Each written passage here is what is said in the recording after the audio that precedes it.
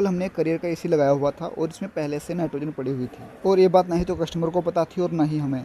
AC लगाने के बाद जब हमने उसमें गैस चेक की तो उसका प्रेशर 300 प्लस जा रहा था। अगर हम गैस ना चेक करते तो आज हमारे साथ बहुत बड़ा हादसा हो सकता था। हमारे पूछने के बाद कस्टमर ने बताया कि ये एसी 2-1.5 साल से एसी रखा हुआ था। आप लोग बताइए, ख़राब गैस हो सकती है या फिर नाइट्रोजन। नाइट्रोजन निकालने के बाद हमने एसी को अच्छे से वैक्यूम किया। हमें 20 से 25 मिनट हो चुका है एसी को वैक्यूम करते हुए। अब ये अच्छे से वैक्यूम हो चुका है। वैक्यूम करने के बाद फिर हमने डाली इसमें R32 गैस। फिर हमने नीचे जाके इंडोर यूनिट को स्टार्ट किया और उसके 1-2 मिनट के बाद कूलिंग भी आनी स्टार्ट हो गई।